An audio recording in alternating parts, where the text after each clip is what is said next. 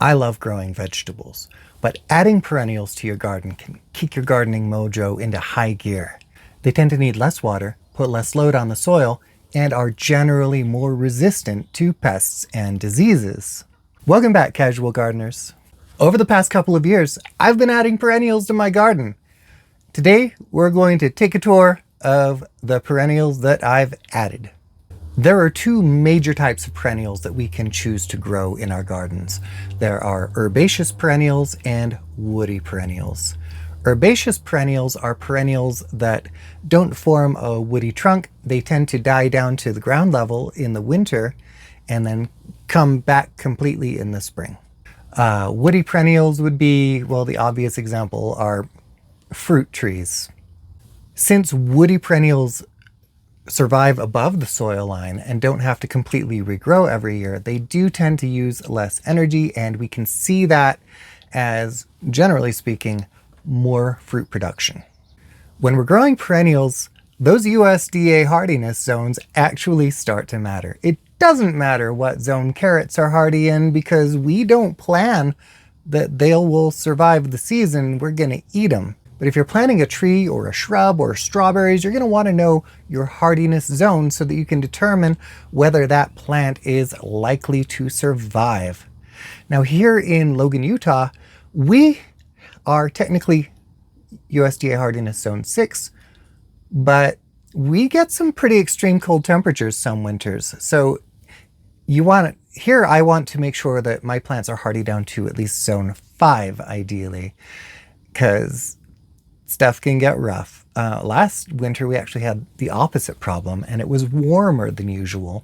And why is that a problem? Well, plants started breaking dormancy in the middle of winter, and because we didn't have our typical amount of snowfall or precipitation, the soil was dry. A lot of people lost plants that should have been perennial over the winter because they basically dehydrated. Now, here in Zone 6 Utah, we do tend to get the most value out of woody perennials, but I have included a few herbaceous perennials in my garden. We're going to start with those. Strawberries are a classic, beloved garden perennial, hardy in zones 3 through 10. All you really need to know to be successful with strawberries is don't bury the crown, fertilize them in the spring, and always mulch around your strawberries. These strawberries are looking a little bit rough because I forgot to mulch this year. So I'm going to fix that by providing some blood meal. My soil is naturally high in phosphorus and potassium, so I generally don't add that for my in-ground plantings. But I will scatter blood meal around my beds because it is a great source of nitrogen that slowly releases as it breaks down, so I don't need to worry about burning my plants. One pet peeve I have is that bunching onions are always sold in bigger bundles than I really need. I mean, it's not a big peeve. I can always find something to throw some bunching onions in. But there is a way to make sure you always have exactly the quantity of bunching onions you want, or scallions, and no more. And that is to grow them yourself. These are a perennial onion. Hardy in zones 3 through 9, these little guys will ensure that you always have the scallions that you need for a recipe without having to bugger off to the store every time you need them. Rhubarb is hardy in zones 3 through 8. This one has been eaten by deer. So I planted it from seed this year, which meant I would have had to wait another 2 to 3 years before I could get a rhubarb harvest. But the deer have solved that problem for me. I thought that because the leaves of rhubarb are poisonous, that it would not be touched, but I thought wrong. So most of us like to eat rhubarb in strawberry rhubarb pie, but I have found some savory recipes that are also quite tasty. And I think it's absolutely amazing in a coffee cake. Now, if you grow rhubarb, remember that only the stalks or petioles are edible. The leaves are poisonous, and I thought that that would protect my plant from deer. But as you can see from these tracks around the plant and the fact that all the leaves are missing now, the deer were not deterred. My plan is to just buy a rhubarb plant that is big enough that if a deer comes and tastes the leaves, they will hopefully realize that they don't taste that great before they have stripped the plant completely, and maybe it'll survive. Once established, rhubarb should be able to resist deer. Chives are hardy in zones 3 through 10, and they just come back better every year. You can grow them from seeds, from divisions, from a friend, or you can just buy a plant at a nursery. They don't care about your soil type, they don't mind low water sometimes, and they're generally resistant to most pests and diseases. I think chives tick all of the boxes for edimental gardening. A border of chives is both beautiful and edible. Also, you're feeding your pollinators with all these beautiful lavender flowers. I planted this plant 2 or 3 years ago. Last year I collected seeds, and this year I have even more chive plants to plant around my garden. Asparagus is technically hardy in zones 3 through 10, but if you're going to grow asparagus above zone 8, you're going to want to find a heat-tolerant variety of asparagus. I just started these from seeds this spring, and that means I'm going to have to wait another 2 or 3 years, probably 3 years, before I can actually start harvesting them. If you start asparagus from crowns, you only have to wait 2 years or a year less before your first asparagus harvest. Asparagus are always a time commitment. It's not something that you plant to get food this year, but they are well worth the investment in time because, well, they're not cheap. Once they start producing, you can expect your asparagus plants to kick out harvests for the next 15 to 30 years. That's it for the herbaceous perennials. We're going to move on to the woody perennials in my garden, and we're going to start with raspberries. They are hardy in zones 3 through 9. Once they're established, they are going to grow like weeds. They're going to try to break out of the bed that you've made for them. This is my wife's favorite fruit, so it's non-negotiable in my garden. They're in really bad shape this year because the deer quite like them as well. There are 2 kinds of raspberry plants. You're going to get the summer-bearing and the ever-bearing raspberries, or fall-bearing raspberries. If you have deer issues like I do, you're better off with summer-bearing raspberries because they are the ones that bear fruit on a cane the first year that it's up. If you have to wait for next year's cane to get your fruit, then by then the deer will have had their way with them and you're not going to get any fruit. I just got a cherry bush this year and it's not in the ground yet. It may not go in the ground because this is going to stay small enough that it could be a fun fruit bush to have on my patio. So I can just sit on my patio and pick cherries. Bush cherries can grow in zones 3 through 8, so they're very cold hardy. More cold hardy than many cherry trees. You are going to see variation in cold hardiness between the different cultivars of bush cherries. These are not going to be like Bing or Rainier cherries. They are going to be more tart. These are typically going to be considered pie cherries. If you have space limitations and you want to grow cherries, bush cherries might be a good solution for you because they stay small. This little guy is only going to get 4 foot tall and 4 feet wide if I don't prune it. And I can probably keep it in a 10-gallon pot if I keep it fertilized. I'm growing Joy bush cherries and they are self-fertile. If they do have somebody to cross-pollinate with, you are going to get more fruit, but this is another space saving for me because I only need the 1 plant. This little guy is a harvester peach tree that I planted bare root this spring. As you can see, it is no longer dormant. It is leafing out and looking beautiful. I'm probably not going to get fruit from the tree this year though. This self-fertile tree produces a freestone fruit and is hardy down to USDA zone 5, so I probably get to keep this peach tree. Because peaches bloom pretty early in the spring, there are probably going to be some springs when I don't get any fruit, but I love peaches so much that it is worth it to me to miss the occasional season just for the years that I will get a peach harvest. I just planted this Garden Delicious apple tree earlier this week. It is another great choice if you have limited space to grow in because this is a genetically dwarf tree. Without pruning, it will top out at about 10 feet tall. I'm going to probably keep it pruned down to about 6 to 8 feet tall, just because that makes it a lot easier to care for the tree properly and get decent fruit. Next year, in late September, this tree should be producing crisp, sweet apples for me, and they're a good storing apple. Just like the bush cherry, this is a self-fertile variety. I'm not so worried about apples because crab apples are ubiquitous in neighborhoods, but that still is potentially a space-saving benefit if you have limited space. Do you hate it when you're in the middle of watching a video and then suddenly all sense of continuity is lost and it's a different time of day and the guy is wearing like a totally different shirt and it's like, what just happened? Well, there's a thing you can do to stop that. Become a channel member.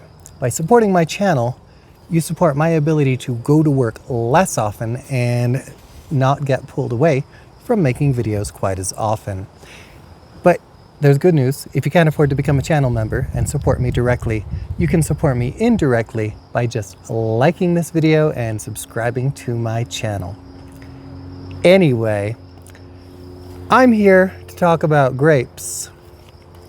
Most grapes are hardy in zones 5 through 9, but if you pick the right varieties, you can get grapes that are hardy all the way down to zone 3. So most of us can grow some kind of grape.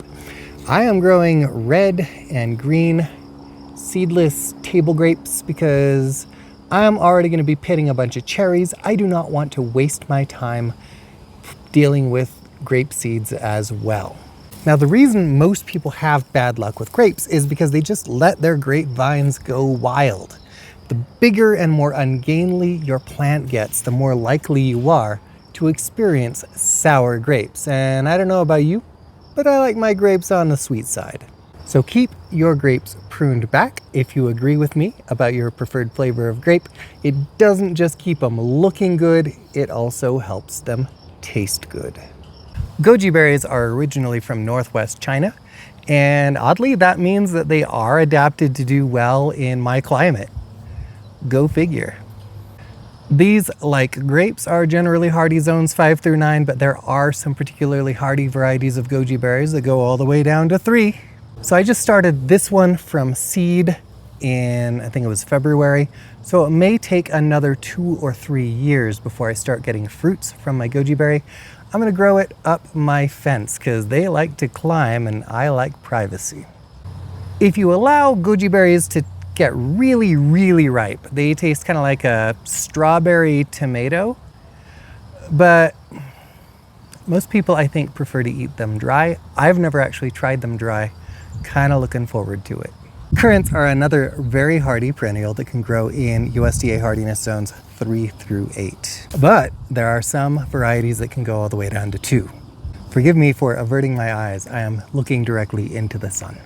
My currants are mature and are producing fruits, but they are also, well, they've been deeply infested by aphids, and currently they're covered all over by gross-looking gulls. What I did about my aphids was absolutely nothing, and now the problem has mostly resolved because now my currant plant is covered with ladybug larvae and lacewing larvae and hoverfly larvae, and everybody's having a feast, but not me. The birds beat me to my currants.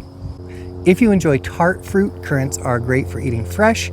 If you don't like tart fruits, you will prefer to have these in jams and jellies and desserty things. Elderberries are technically edible, but they're poisonous if you eat them raw. They're best used in jellies and other baked treats, or I hear sometimes in fermented treats. So I'm growing this primarily as a means of getting fence line privacy, but it's nice to know that I could have some elderberries to eat if I wanted to. I hear they're quite tasty. These beautiful shrubs are hardy in zones 3 through 9, and they have a global distribution. So no matter where you live in the world, you can grow elderberries and support your local wildlife. I just planted this one bare root earlier this spring, so it's difficult to appreciate how beautiful it's gonna be. I'm an impulse shopper, and I impulsively bought this fig tree. This is a Little Miss Figgy fig tree, and we're gonna see how small I can keep it. Fig trees are not hardy in my growing zone, so she's gonna have to come inside and live with me in the winter. There are already two big potted plants that come in and live with me in the winter, my lemon tree and my dragon fruit plant. So I may have made a terrible mistake. I don't know if I'm gonna have room for little Miss Figgy, but we're sure gonna give it a try. This variety is self-fertile, and that is for the best because I highly doubt any of my neighbors have another fig tree to cross-pollinate with my little Miss Figgy here. If you are living in USDA zones 7 through 11, you can leave this outdoors and plant it in the ground and get hundreds of tasty, tasty figs. In this 7.5 gallon pot, I should get somewhere between 75 and 100 figs a year once she's all grown up. My lemon tree is already the star of 2 videos that have done pretty well. So here she is again. This is a Meyer lemon tree in a pretty sizable pot. Citrus trees are really easy to grow in containers. They handle pruning really well, and this Meyer lemon is self-fertile. Not quite ready. Pretty soon though. I love how she makes my house smell like lemon blossoms in November. This is another tree that cannot technically grow here in Zone 6, but she is a lovely patio plant, and I think having her in my house in the winter actually helps me deal with seasonal affective disorder better than I might otherwise. Meyer lemons are actually hardy in USDA zones 9 through 11, so if I left her outside, it would be no bueno. I have one perennial left to show you, and it is technically neither an herbaceous perennial nor a woody perennial. It is a cactus. It is my dragon fruit plant. Dragon fruit are hardy in zones 10 through 12. They're native to the tropical regions of Mexico and Central America, although most of the dragon fruit that we find in our grocery stores is actually grown in Vietnam. So this is another plant that I added to my collection just this year. When it's mature, it's gonna climb to the top of this trellis, droop over, and then produce fruit. I'm not entirely sure that it will make it through my door very readily once that happens, but I'm excited to find out. I will probably have to wait until next year for fruit, but maybe not much longer than that. This variety is self-fertile, and it's probably an excellent thing because just as there's nobody around who has a little Miss Figgy to cross-pollinate with my little Miss Figgy, there is no way anybody in the entire Cache Valley has a dragon fruit plant out on their patio that's close enough to cross-pollinate when the nocturnal flowers actually open. She will need to spend nights in my house whenever the temperature dips below 40 degrees Fahrenheit. What was that? About 4 degrees Celsius. So she is only a patio plant for me. You have reached the exciting conclusion of my perennials tour. Make sure that you've liked this video if you liked it. Subscribe to my channel so you don't have to deal with any more continuity issues like, what the heck, man? What are your favorite perennial crops? Let me know down in the comments. As always, thank you for joining me here in my garden and on my patio. Hope you have a wonderful time in your own garden.